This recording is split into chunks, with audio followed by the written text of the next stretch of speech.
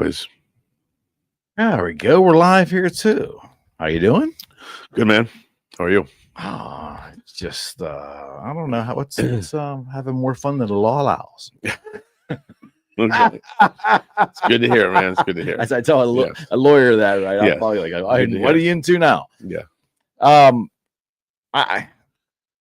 have to ask this question. I mean, we try not to intentionally go down the political realm, but Trump is moving at a speed which is just insane. Yeah. Half the country is batshit crazy about it. The other half is horrified.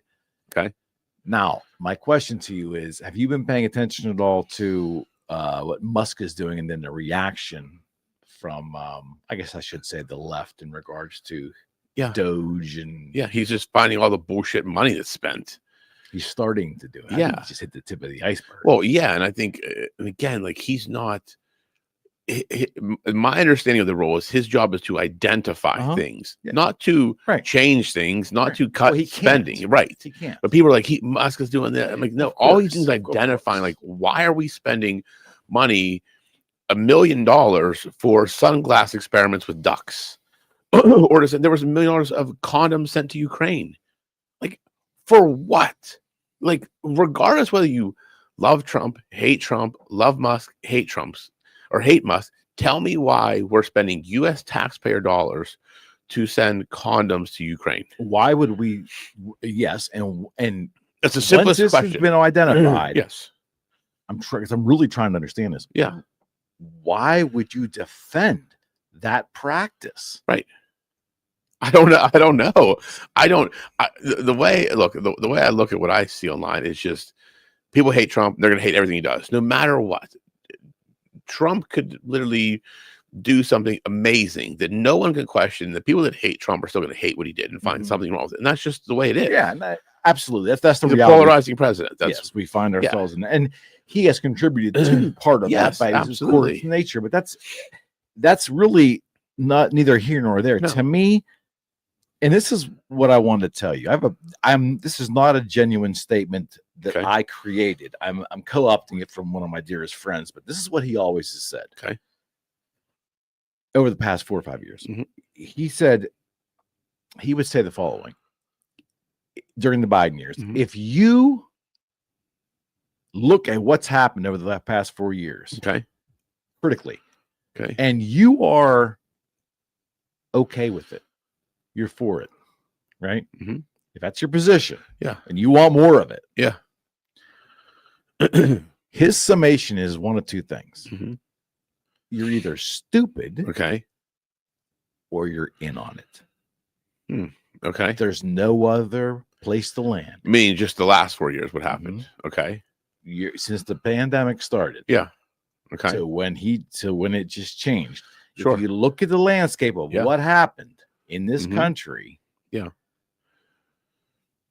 and you want more of it, you don't want to change this nonsense. You're either stupid or you're in on it. But here's how people will respond to that. They're going to say, I'm looking at certain issues. They're going to say these are, and that's the problem, because no one looks at it from a whole that I see looks at it holistically, right? It's always. And why is that? Because then it contradicts their beliefs.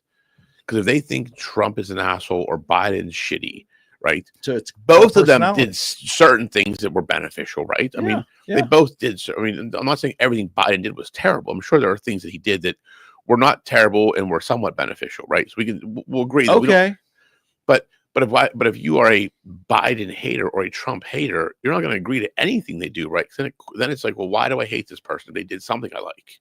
I think people just have this.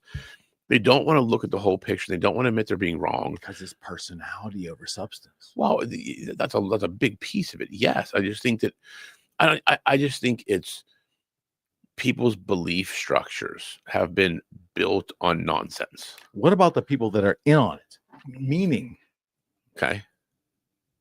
all of the nonsense, the crazy spending, the different ass backwards norms that were tried to be pushed through society. There's something they either want the society to go that direction, open borders, whatever it is, they're in on it. They stand to benefit in some way, usually money. Usually money. I mean, that's the only thing I can Money figure or when you power. think about limousine liberals, like Mhm. technically your elites Yeah. that vote Democrat.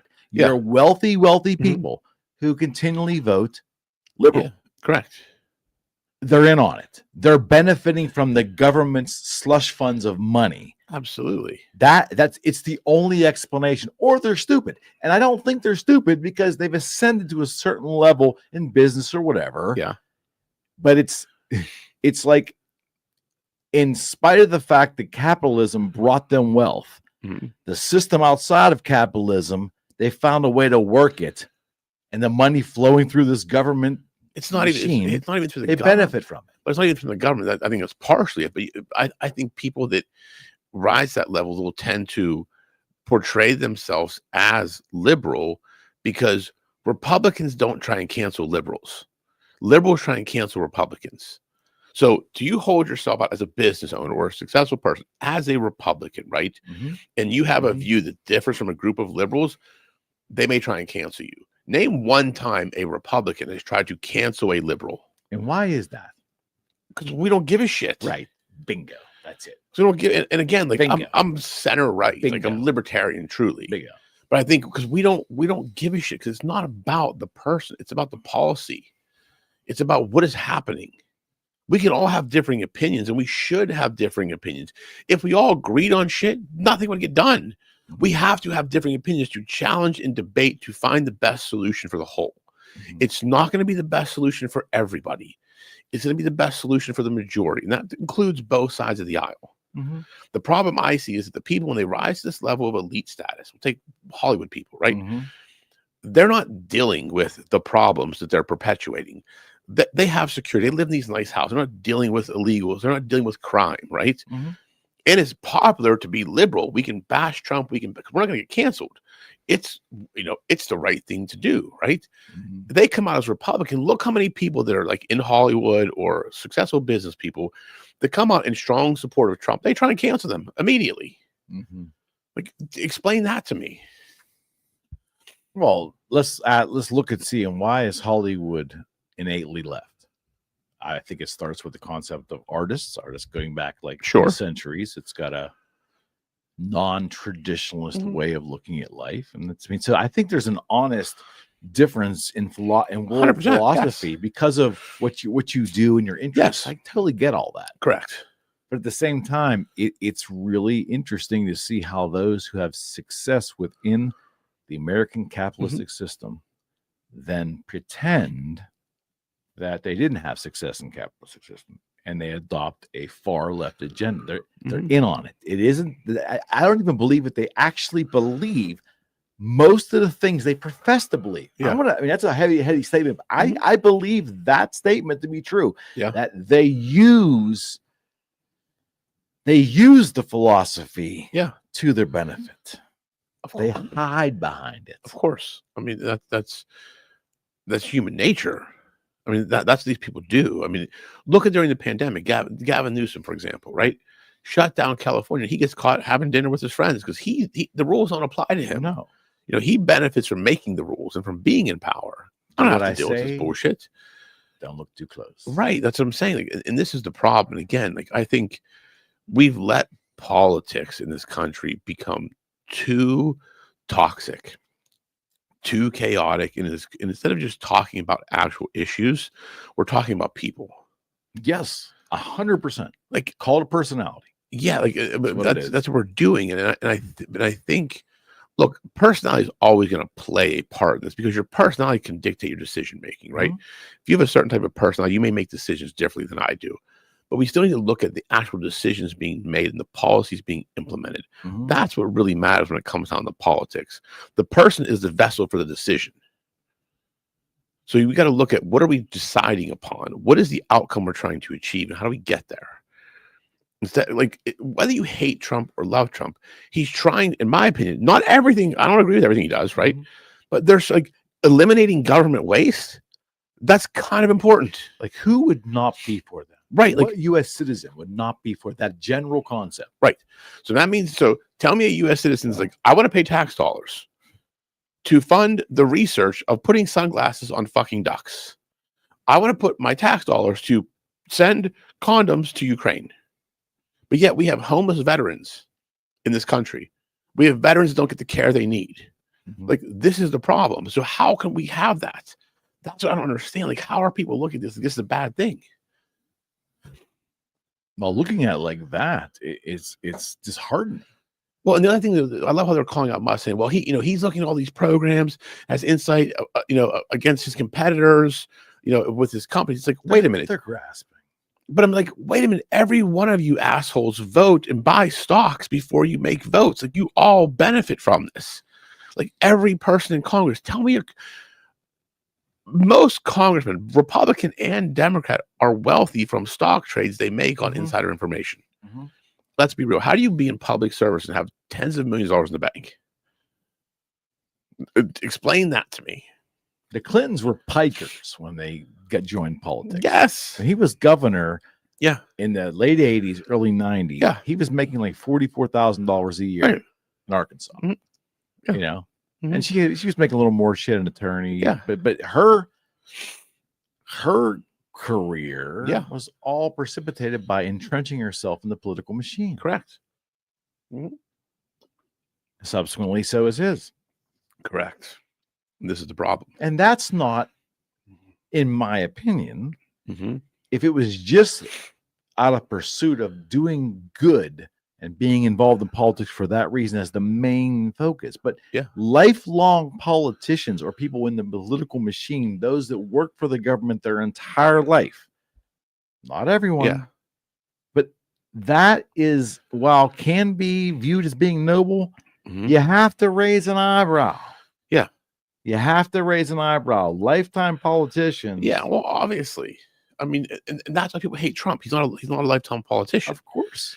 And what I think is also happening with the people just getting so pissed now, you're starting to see people on the left that were against Trump and believing all this shit now saying, wait a minute, like, did you hear Stephen A. Smith's rant? I certainly did. Like, yeah. He's a big voice. Yes. And they were like, they fucking lied about January 6th. Like, Bill Maher, did you hear, like, when they make it, the one reporter's like, are you going to bitch at the crash site? And he's like, he answered the question like any fucking person would. No, it's the fucking water. What do I do? Walk in the middle of the water and visit the crash site of the plane? Like, that's the stupidest question. Like, and now they're starting to see this. And I think the people that are so entrenched in the system and have benefited from it are starting to shit their pants. Like, look at the hearing of Kash Patel. Like, that was, I mean, he just sliced and diced everybody that was questioning him. No question. And they're scared shitless because they know it's going to expose everything. Oh, I hope. Oh, it will. I hope. It will. I hope this is the tip of the iceberg. I'm not like a political hack. I'm not this crazy, right wing. I don't extol that, but I will tell you. And as I've sat here for the 5 years we've done this, I have been a conservative voter, moderate to conservative, and it wavers whether I'm talking about economics or I'm talking about social things. But that philosophy has always resonated with me. Yeah, it isn't like I'm blowing in the wind, right? Yes. Right. Far left positions in life never seemed logical to me. No. I respect creativity. Sure. It's a different way of thinking outside the box. I'm for all that stuff. Yeah. But when you start trying to take fringe elements of society and then turn make-believe into legislation and force it on the masses, I'm not fucking for that. No, neither am I. It's insanity. And again, like, people can live their life however they want. I don't care. I think we all should be able to live how we want. But it's when you have viewpoints that I don't agree with, you can't force them on me. We live in a free society. I can have my opinions. You can have yours. The moment you start trying to force your opinions on me, then you're trying to control thoughts. What's worse is when they try to compel your speech. Correct. Whether it's the pronouns or whatever. I mean, what the Canadian government has done, and it's not the USA, but the Canadian government. If you pay attention, I know you're versed on this. But what the Canadian government has done to Jordan Peterson is absolutely unbelievable. Yeah. And he just said from the point, you're not going to compel my speech. You have no right to compel my speech. And look what they've done to him.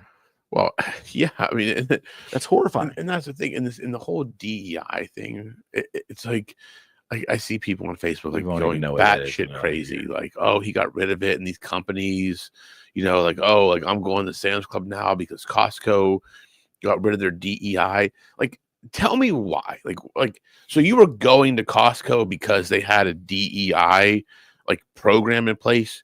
Did you even look and see if I just say we're DEI? Are you looking and checking? Are you looking at the statistic of their employees? Like, everybody wants a virtue signal online. That's why I watched this. Going away, and it's just like, do I feel it's going away? No, because it's fucking happening. I'm watching it happen now. I'm seeing these, especially with the DEI. Look, I'm all for the best person for the job, right? And giving people equality of opportunity. Huh? That's what I look at. But I've seen people like a bunch of people talking about Sam's Club and Costco. I think it was Costco's the one that said we're getting rid of it. Yeah. People are like, I'm only shopping at Sam's Club now. I said, so let me understand this. You are going to Costco not because they have good shit there and in bulk and good prices. It's only because they were DEI compliant, which I can guarantee you couldn't tell me how many people fit those categories that work there. I guarantee you the Costco you go into, you walked in it, you could not tell me how many people were diverse in that population that worked there. It's a scam. It's a bunch of bullshit. It's people's virtue signaling. It's a scam. They want to be like, well, I'm all for this. Like, look, I'm for treating everybody fairly with kindness and equality, right? I'm not for putting someone in a position. Like, if I'm not qualified for a position, but it's a company full of women, they need to hire a man, don't hire me. Like, I'm not qualified. Mm-hmm. I shouldn't be a hire because we need to hire a man. You're the only one that applied. Even though you can't do the job, we're going to hire you. Like, that makes no sense to me. 100 people getting on a plane. 100 people getting on a plane. Yeah. And you give those people the opportunity to hire the pilot. Yeah. And you got 5 pilots to hire from. Mm-hmm. But you instill DEI requirements. Yeah. Let them see what the qualifications are. Let's see who gets the job to fly the plane they're in. Yeah. Bunch of fucking hypocrites. Well, that's exactly right. That's exactly right. It's cool to preach it from the sideline until it actually impacts your life. Absolutely. On that plane, they won't get on that plane. Do you want the person that just was high? Like, did you see the old FAA interview? Biden's FAA administrator, like, he knew nothing about. They destroyed him. He knew nothing about aviation rules. So this is a guy we put in charge of the Federal Aviation Association or Administration, who knows nothing about the difference between drones, the rules, nothing. Types of planes, never flown a plane, never been a pilot, never worked on planes, never worked on an airline. And think about how many other examples, right? Thousands and thousands of examples. Right. Yes. Same thing with a surgeon. Right. Well, right. Like, exactly. Who do you want operating on you when you're knocked out? Best surgeon possible. Plain and simple. This is what I mean. This is where common sense has went. Bus drivers. Yes. Yes. I want the person driving my kid's bus that is the best driver. Whoever that may be, that's all I care about. Be the best at it. Police officer. Be the best at it. That's it. We should not be hiring based upon category. Infiltrated all these levels of our government. And that is why, in my opinion, when we start digging down here, we're going to see how fucking inept so many branches inside our government operation, these agencies can't tie their fucking shoes. Right. 100%. Because they're hiring for quotas or some other preconceived notion outside of competence. Yeah. I mean, it should be the only hiring thing. Yeah. To me, if you're qualified for a job and you have the qualifications, you should be looked at for hiring. We should not say, hey, we need to find, someone that fits this category. Regardless of qualifications, we need to hire someone. But the most egregious thing is the military. The fact that DEI was actually able to permeate the U.S. military publicly to our adversaries, the whole thing. I mean, and that's the thing. Like, we let it get too far. That's how I look at it. Look, if you want to build a diverse population in a company or in an employee base, okay, fine. There's a way to do it, right? There's a way to do it. But when you mandate it, not based upon skills or qualifications, just based upon numbers. Right. Like, that doesn't make sense to me. And I'm not against diversity. I'm not against any of this any stuff. rational, decent humans would be against diversity. Common sense, because again, like, you hear all these people out there talking about how wrong this is, but yet, to your point, like, not wrong. You use the pilot or the surgeon example. When getting in a room and you put the best surgeon and then 3 other people that would be diversity hires or DEI hires, and they're not as skilled, are you going to say, well, this is your philosophy, you can't pick the best, you got to go with one of them? How many people would say, I'll take my chances? Fucking hypocrites. Right. They won't. It's easy to say it when it's shopping or Costco, of course, or when it doesn't impact your safety. It's easy to say that. And push comes to shove, I'll say that people won't make that pick. They're going to pick the best surgeon. They're going to pick the best pilot because their life is at stake. Plain and simple. So you can't have it both ways. And if someone would sit there and say, yeah, I would pick a less qualified. Yeah, a less qualified surgeon because I believe in, having, a DEI initiative. And if that surgeon who doesn't have the experience to cut open my shoulder, I would want them to operate. I mean, they're full of shit. I found it fascinating. It's like all these companies are running from DEI on their own. As soon as the election was over, yes, that to them was like, whew, we can actually do this now. The public has spoken. The majority of Americans don't want this. A large majority. Let us extract it from our company. Yes, and that to me was the telltale sign that it was like they were running. It was an act because they just played people. I know companies that have these initiatives that don't really have the initiatives. They publicly say it to get the warm and fuzzy from people. Of course, they're not doing it because no one's checking it. If you're not a publicly traded company, who's checking it? Right? You can be, yeah, we're yes. Now, if you're a WBE or an MBE, like a minority-based enterprise, and there are certain certifications you have to go through as a company, right? That's the ownership. But if you say we have a DEI initiative, okay, I have more women than men in my office. I have a very diverse workforce. I don't have a DEI initiative. It's just I hire the best people for these positions, and the majority of them are women. Like that's just the way it worked. I didn't say I wanted to hire all women or all men. I said, who is the best person for the jobs we have? And we have 4 men and 6 women. Yeah, it's almost like we lost our brains for about a 5-year period. I mean, yes, we have. I think we're slowly starting to, they're becoming less unscrambled. Yeah, I think, yes, I think people are coming back to normal, but the people that were scrambled because of Trump are even more scrambled now. They're losing their mind. Delusional. Losing their mind because he's moving so fast. And he's doing the shit he said he was going to do. Yeah. We're going to put novel concept. Novel concept. Yeah, all of a sudden, Mexico says we're going to send 10,000 troops to the border to help you. Did that happen at all? This is the thing. Like, and if you're saying we shouldn't do that, why?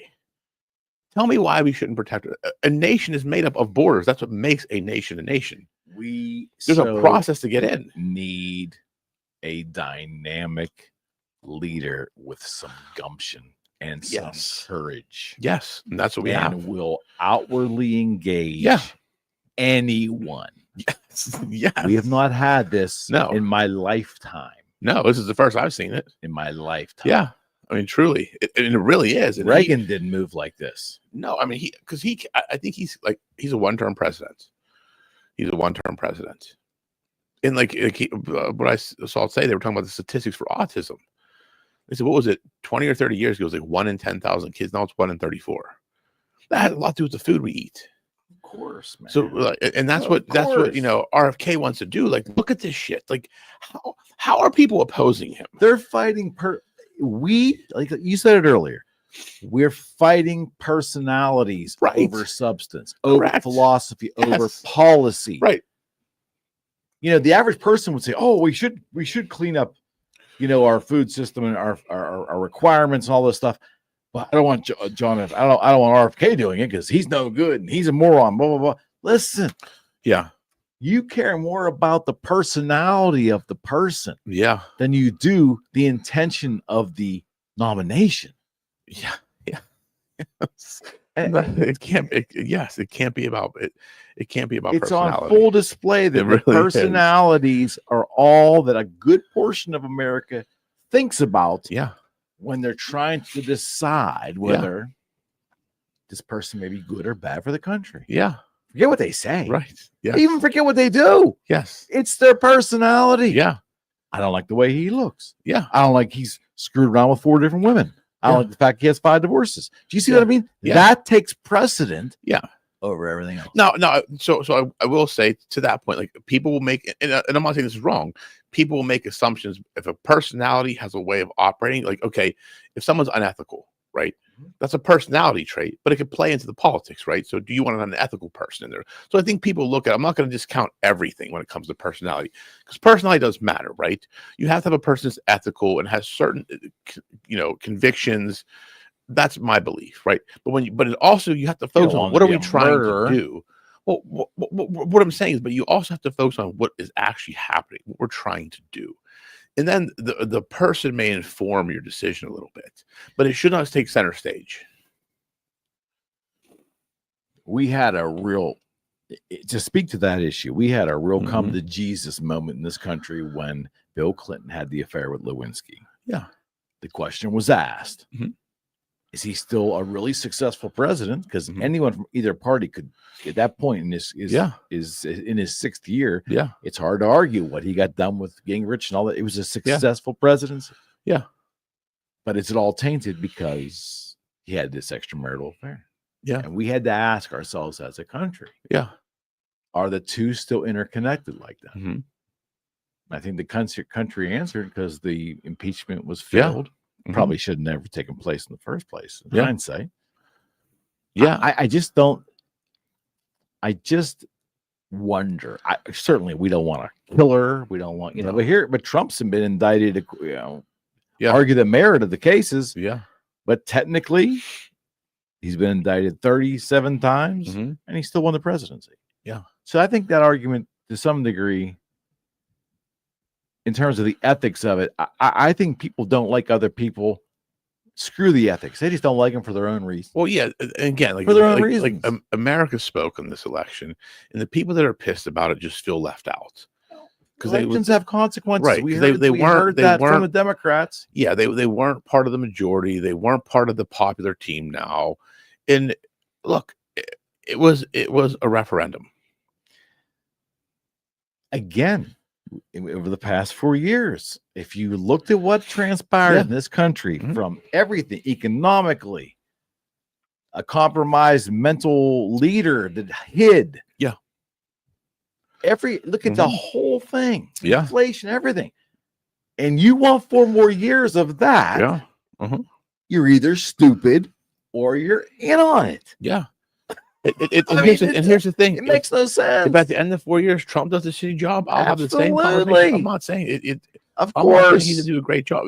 We're in the beginning of it. Like, we have to be fair on both sides. Is the way I look at it. And I think, people got so caught up in who Trump was, or who they thought he was, or who they were told he was, to really take a step back and just look at what's going on. Like, look at it. Like, look at who he has in his cabinet. The first female chief of staff.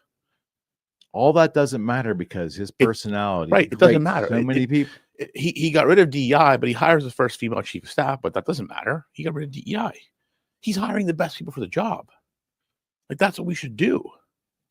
Yeah. I will always hire the most qualified person. It could be my best friend who's a guy, of course. And a female I just met. Female's more qualified. She's getting the job every day of the week. Because I have a business run. I'm not going to hire them just because of a certain thing. I want the best person for what I'm paying them. Job that needs filled in whether private sector, government sector, public sector, doesn't matter. You want the best candidate that has the best opportunity to be successful in that position. Yeah, and if people don't understand that, then I don't know what to tell them. Because I don't even know, when people argue about this, like, I've never seen a logical argument as to why we shouldn't hire the best candidates. Like, I always try and reframe. Like, let's not talk about the the DEI initiative. Let's just talk about hiring. Why shouldn't we hire the best candidates? And people are like, well, we always should. I said, okay, well, if we always should, but then if we have this policy that says, hey, we need to hire X amount of people in this category, and they're not the most qualified, but now you're also saying we should do that. So you can't have it both ways. And that's when they all get twisted up. Because the common sense answer is like, should we not always hire the best person for the job? The answer is always going to be yeah. What was the biggest misstep that the Democratic Party made in the last 4 years? What policy what action or policy was the biggest mistake they made that turned off the most people and kept them out of office this time? I think it was assuming that they controlled America. I think it was the assumption that we're just going to do what the fuck we want, and you guys are going to keep voting the way we tell you to vote. Because when you have, like, if you look at the map, this election, this is not to tout Trump. Right? This is just, it was blatantly clear what was said in this election. Popular vote, electoral college, Senate, House. It was like people just got tired of it for different reasons. Not, again, look, not everything Biden did was bad. Like I wished the man well. Like there were certain things about him that I liked, but it's like overall the country's got tired of the bullshit, tired of the fighting, tired of you telling me what to do because it's the way you want it done or the way what you believe. I'm cool with your beliefs. You have them. I have mine. I don't have to agree. You don't have to agree with me. We can coexist happily. I will always be kind and treat you with respect and dignity. Never different. Mm-hmm. But it was too much of like canceling people. Like if you were a man and spoke up about something, you got beat down. Like it was just people got tired of it. I've talked to people. Mm-hmm. I've talked to Democrats that voted Republican this time, and they've all said the same thing. They just got tired of being lied to, being told the way it was when it really wasn't. Because when you go out in America, most of us got along.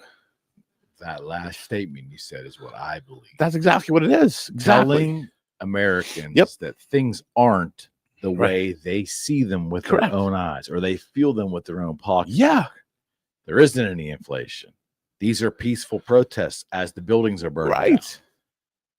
Down. At some point in time, people are going to not listen. They're not going to trust, and they're going to turn angry. And the other thing was like saying like, oh, Democrats are bad, Republicans are bad. It's like, no, we're not. Like when you talk to people that are like, it's cool. Like we have different opinions. That's great. We can have a debate, and I'm all for like, if you can convince me, cool. If I can convince you, cool. If not, I still like you. But it was like Democrats are evil, Republicans are evil. So we were being told that by both sides.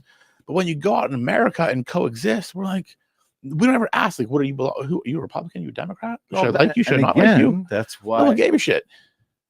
You know, when President Biden labeled Republicans and MAGA people and parents during the pandemic, you know, terrorists, he literally labeled swaths of people that were philosophically in a different political spectrum than him, labeled them as bad, as the problem. Correct. Yes. I mean, not through like news interviews. I mean, like at the podium, President of the United States saying stuff like that. That pissed people off. Of course it does. And that's the thing. When you create a category of Americans and say this half is bad because they like this guy, what do you think the outcome of that's going to be? We're Americans. Like, we don't put up with much shit, you know. And I think it was what I think was our generation in the young generation, or what pushed it over the edge this time. Yeah, because I think our generation kindly welcomed and said, "We're fucking tired of this." Like we sat in the silence, like just leave us alone. We don't give a shit. Then we're like, we're tired of it. The young generation says, "This is fucking crazy. We need to change course." And Trump and Vance did a great job of getting out there and talking to the younger people. Yeah, because it wasn't logical. Like the things that were all it takes is just to observe society. Right. Things that are being told to you are normal that obviously don't make any sense. They're not logical. At some point in time, we're telling you what you're seeing is not really what it is. Right. You're 100% right. It makes no sense to me. And look, I'm an optimist. I'm a kind person, and I never I would never look at someone on the other side and say you're an asshole or you're wrong. It's just we need to get Unless back. they are, but if not because they're policies, but because as a human, they're attacking for no like other that, reason. I won't put up with attacking others. No. Like I would never attack someone. I would never put up with on that either side. But I think we should be able to get back to a point in America where we can have, conversations about issues and actually either come to an agreement or agree to, hey, we're never going to agree on this. That doesn't mean you're any less of a person or I like you any less or I'll treat you any different. $3.95. Truly, it is. Like think about that. Like just having a conversation. And it's funny because like one of my best friends, Evan, we used to always fight about politics, and like we would just go at it for no reason. Then we went on this baseball trip this summer, and we actually had a conversation and talked about like taxes and different things. We both kind of came to an agreement on certain, and it was like this is how it should be. Like you believe one thing, I believe the opposite. We used to battle about it. Find common ground, right? And we found it. We're like, yeah, this makes sense to both of us, right? And it's like that's what people should do. Like he's never gonna like Trump. I'm never gonna like Biden, but we can agree like this makes sense for the whole. And that's what we need to do. We need to start looking at the whole. Like, what does the whole of America need? You can't please everybody. Let's be real. You can't.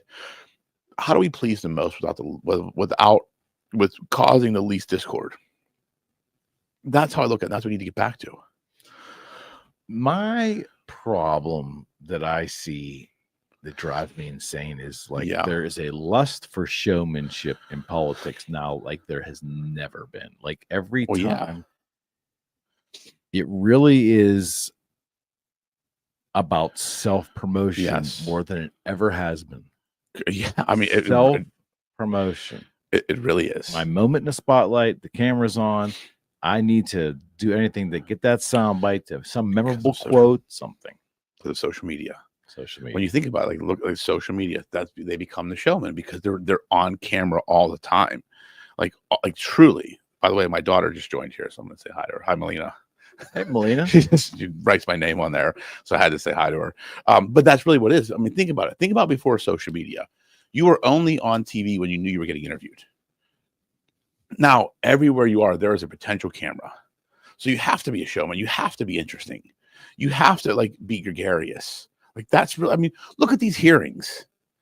Like, look at Adam Schiff in the Patel hearing. Turn around and say something to them. It's like, what is the fucking point of that? Like, what was the point of that outburst? Because he's trying to self-promote. Because he's also shitting his pants that he's going to get exposed. But this is the thing, like it's showmanship because everything they do is in the spotlight now. Where 20 years ago, 30 years ago, they knew it was in the spotlight. So they only had to be a showman for those little, and they weren't really showy then. It was more policy based. Now it's like because they're on camera 24/7. You're so true. They have people following around vlogging. Internet, it was there was a level of decorum.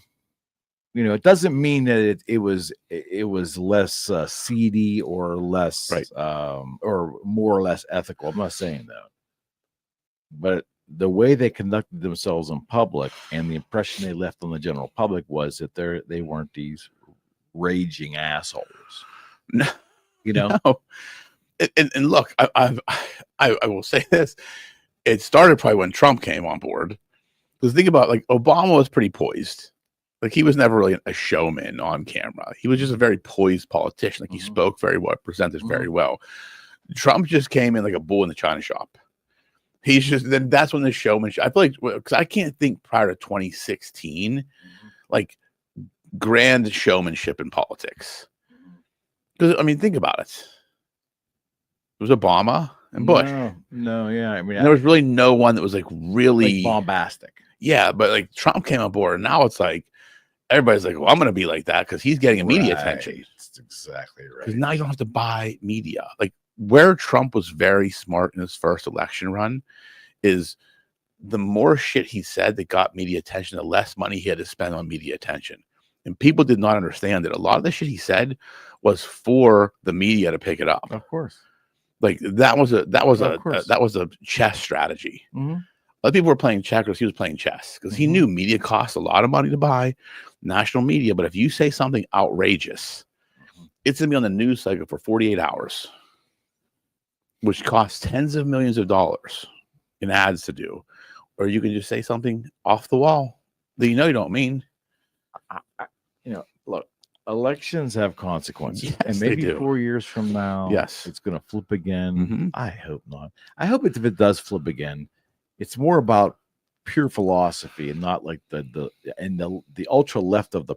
I would love to see more than anything the Democratic Party come back to center, come back to like left center, Yeah, and once again take the far left of their party and put it in the closet where it belongs. yeah, Or not the closet. That's wrong. Not in the closet, but up in the peanut gallery. yeah, where they're not as loud and vocal Yeah. and militant, I should Correct. say, right? Mhm. Then they probably would have a chance to come back. If they became more moderate and more about populism, Mhm. they could regain control at some point in time, but they're not going to do it with ultra left stuff. You're just not. No, The American people don't want it. they don't want it anymore. I think it's They accepted it out of fear in 2020. Right. The pandemic was upon us. They accepted, but I also believe that those who voted for Biden in 2020, you can say it was an anti-Trump vote. That's great, whatever. But I would be willing to bet that a lot of those voters did not anticipate the crazy left swing that Biden initiated once he got in there. Yeah. He went far left. Oh, I mean, yeah, they thought they were getting moderate with him. They definitely did. He was a safe bet. I mean, he really was at that point in time. Did not. Yes, and again, I'm hoping there's going to be some really good books written about that presidency, because I'm not convinced that for the entire 4 years he was in control. I don't either. From a policy standpoint, nothing he was on board for, nothing. Yeah, jived with the Joe Biden of prior years. No, I agree with nothing. That. No, I agree, and I think there was definitely something that was off. The other thing I would say, like when you talk about putting the far left and even the far right up in the peanut gallery, if people would just spend time on improving themselves instead of looking at what's wrong with everybody else, life gets a lot easier. But there's so many people that just want to spit hate at others and point out the flaws in other people. Just spend time on improving yourself. Unless you can look in the mirror and say you are perfect, you have no room for improvement, I wouldn't be worried about anybody else. It's good advice. I mean, truly, I am the most flawed person there is. Like I would never say anything about anybody because I have so much room to grow, so much room to learn. I say wrong shit all the time. I probably think the wrong way, and it's a growth process, and it's having the humility to understand that I don't know it all. And if someone could point me in the right direction because I said something wrong or got it wrong, I'm all for taking that advice because I want to get better. I want to improve. I want to know more. I want to learn more. I want to be more. I don't spend my time looking at other people and pointing out what's wrong with them because we all have our own journey. And if people truly would just look at it that way and focus on their own journey and just being happy with where they are. Why don't we do that? I don't know, because it's hard. Life isn't easy when you think about it. Like it is a difficult road, but it's how you look at it, your perspective. And I'm learning that more. Like, last year was a crazy year, and this year has started off crazy, but it's really about your perspective. Like you can let shit bother you or not. I'm choosing to not let shit bother me, even though I do sometimes, and it I don't want to say triggers me, but it'll anger me to an extent where then I look at, okay, what did I do wrong in this situation? You ever get overwhelmed? Every day. I'm overwhelmed every single day of my life. There hasn't been a day in the past 18 months, and this is me being very candid, where I haven't been overwhelmed. Like every day I'm overwhelmed, 7 days a week. I can't tell you the last time I felt like I have breathing room. Because I'm trying to build a business. I have employees I'm responsible for. I'm responsible for their family. I'm responsible for clients. Like it's a heavy burden I feel like I carry. And, I have my own kids. I have, a lot of things going on in my personal life to just deal with. So that weight has been heavy for 18 months. And I don't put that burden on anybody else. I carry it myself. And it truly, like, there are days where I'm like, I don't feel like I can breathe. Like, not physically, but it's just like, there's just so much shit to do. But this is what I chose. I don't blame anybody. I don't look at anybody saying it's their fault. It's my own doing. It's my own fault, and I'll figure it out. I'm just going to keep improving. And once you start shifting your mindset to saying, how do I get better? How do I deal with this better? then you start looking at the world differently. Then you see the opportunity in things, not the challenge in things. Correct. And that's what I started doing, like looking at, okay, there's opportunity in these things. Correct. And it gets very easy. But yes, overwhelmed every day. It's important to be able to look inward genuinely. Yeah. And I'm not convinced. Yes. I think everybody's capable of it. Yes, absolutely. Yes. It's uncomfortable to do. So I think for a lot of us, it's not a regular practice. No. If we did that, we wouldn't be as caustic and so concerned about the misdeeds or the missteps of other people. Yeah, because once you look inside, it's a long journey. You're not going to have time to look anywhere else.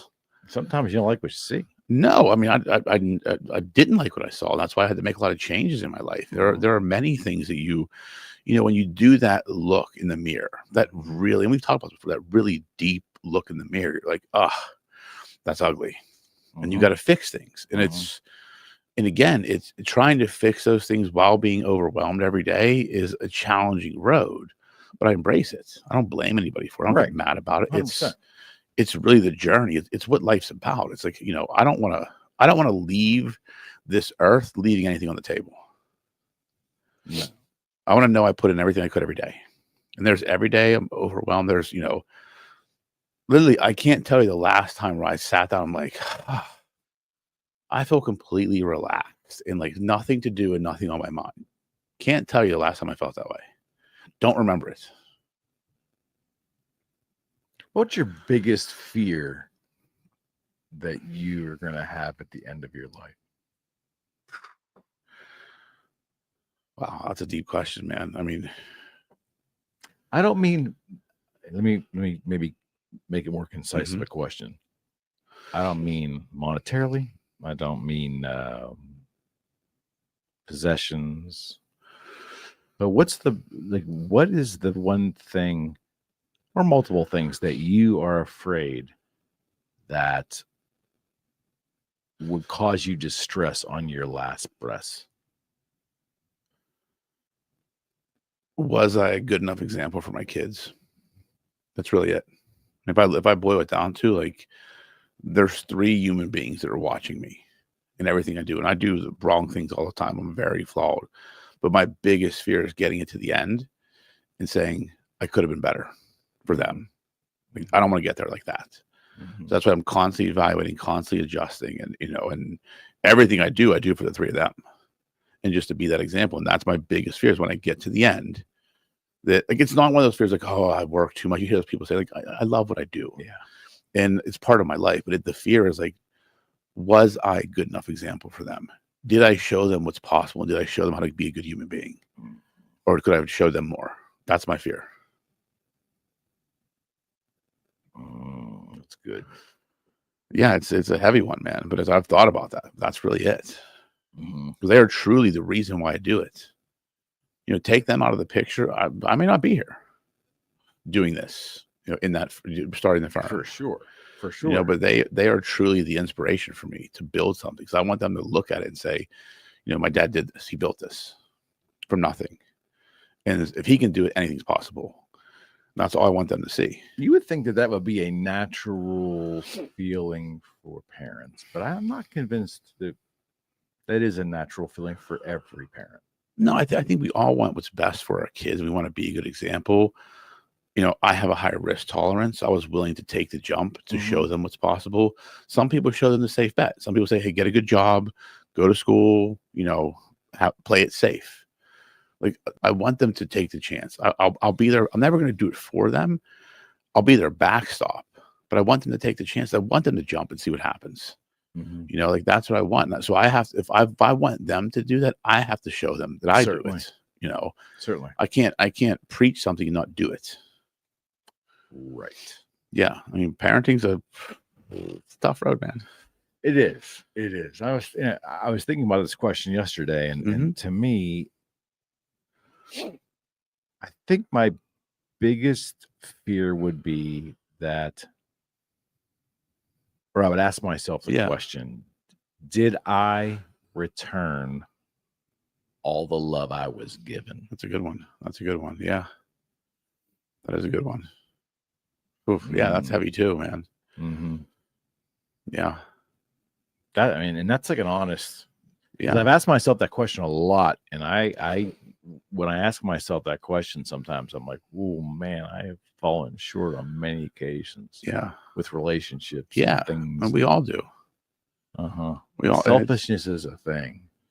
Yeah, it is, and it's but sometimes in life you have to be selfish for your own mental well-being. There's some necessity with selfishness for sure.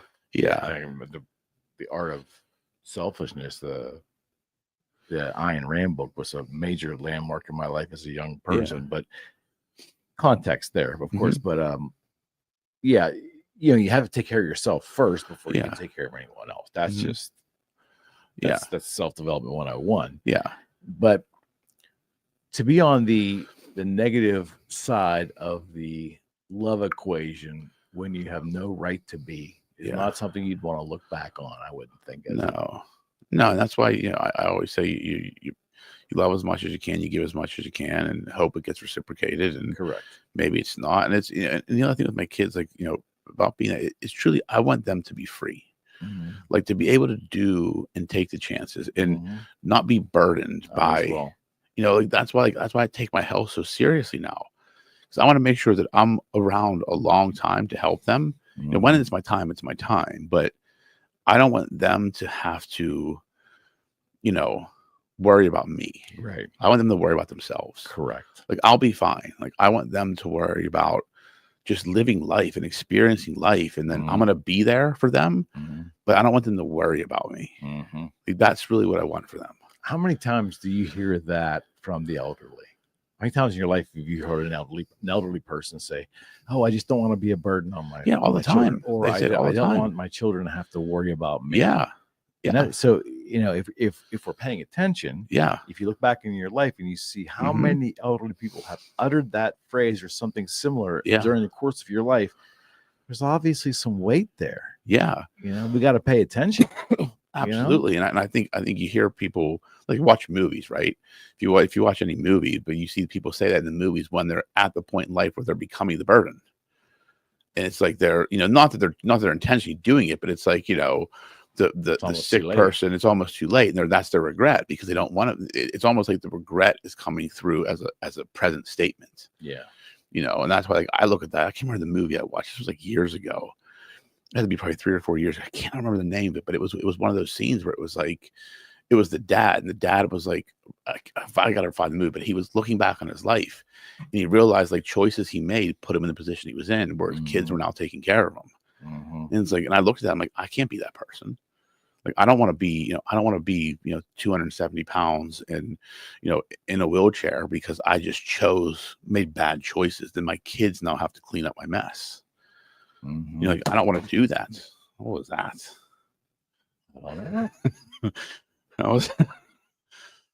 It's that hydrogen. Your hydrogen wire just exploded, man. Just blew the top off. Too much It's hydrogen. Working too well.